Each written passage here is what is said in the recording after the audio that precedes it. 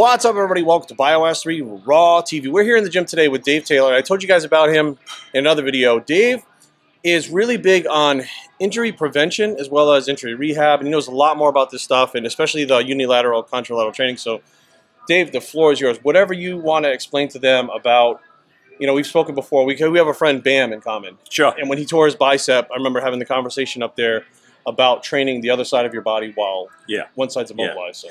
So it's all about the central nervous system, the message that's going to come on one side and it's going to transfer over to the other side. The body generally wants to be in balance. It will try and always find a way to be in balance. And that's when we start talking about compensation patterns and this sort of thing, because you know, if you have some forward head tilt or something like that, then something's going to protrude out the back to keep you in balance. Things are going to find a way. So when we have a pec tear on one side, it doesn't necessarily mean that the central nervous system has stopped its message to that side. There's no spinal column damage, so things are still working in that regard. So if we, generally what the theory is of contralateral training is, if we work the good side still and we keep that pattern going and all that motor neuron stuff going, then what it's going to have is it's said to have up to a 10% effect on the torn side or the injured side. So you still get, in terms of, I think in terms of strength, we get somewhere around the 7 to 10% mark. In terms of size gain or loss, or gain really, and holding on to, you can hold on to about 50%, even though you're not moving that side at all and you're giving it no stimulation. So now I found this time around, because my last pec tear wasn't as bad and severe, that I actually reduced the intensity and the weight used, but the volume stays the same. Yeah. Because they're saying basically keep the volume up and reduce the amount of weight that you're using. Yeah. And what happens is as one side starts to shrink, the other side starts to shrink, and you actually stay in balance. Yeah. Because you're not training that one side like super hard, trying to keep it its full size, like everything kind of downsizes together. Now, as those nerves are firing and you know they're basically giving the signal to that muscle to stay. Yeah. Does that help the muscle itself heal any faster? The jury's still out on it a little bit, but what we do know is when people go in, and we talked about this, when people go in for their hip replacements and things like this, they're getting you up and out of bed and walking as soon as possible. They want you going through those patterns again. They want you loading the body again. They want to get that stuff instilled from a brain down perspective. They want to get it rocking straight away. You know, the body goes through certain patterns that it's comfortable with, especially when we're bench pressing and this sort of thing. The body's going to become accustomed to that.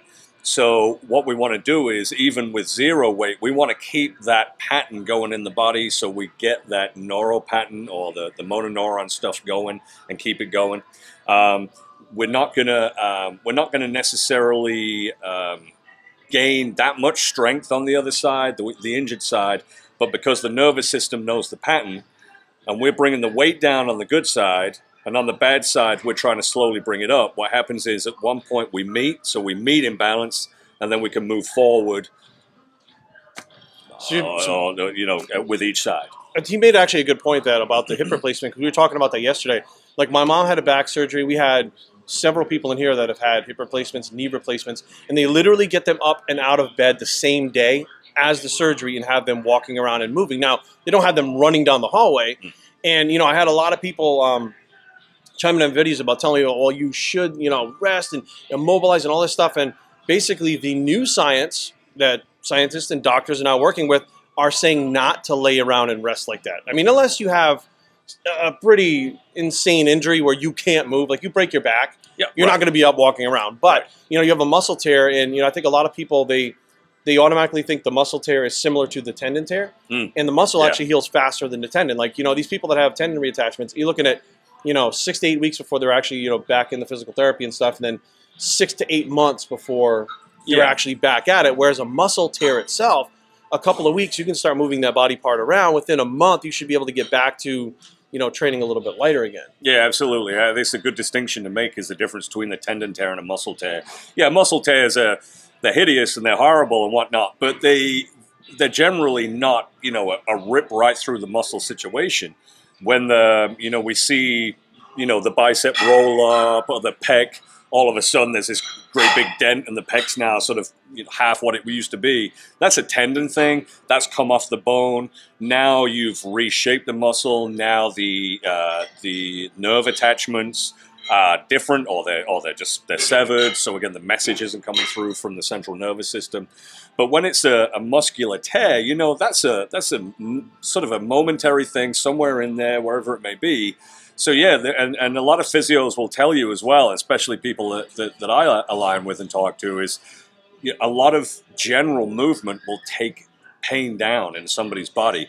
As soon as you get somebody moving, all of a sudden their pain starts to decrease. They're not getting into bad patterns. They're getting back into what their body's used to. And the body, it wants to move. The body wants to move. It wants to breathe and it wants to move. And so, if you stop it from doing one of those two things, you're going to die quicker. So, and that's the global effect. But the body wants to move. There's no doubt. Like the body adapts. So if you immobilize it for a certain period of time, it's going to adapt everything to having that immobilized. However, if you keep moving, it's also going to adapt to the fact that it's still moving and stuff like that. So, yeah, Dave, I know you got to get out of here. Where can everybody find you if they want to find you? I'm on Instagram, Real World Strength System with no S, and you find me on Facebook, Real World Strength Systems with an S at the end. And come follow me, come see what I do.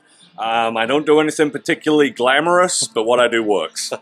And you guys can, if you guys want to see more of Dave, comment down below because he's got a lot of stuff to say that's really cool. And really, he's into the science too. I know a lot of you guys, you hop on me for being very bro, but Dave's very into the science, which is why I wanted him to explain it. So if you guys want to see more of Dave, comment down below. I'm BioHistory and I approve this message, and we are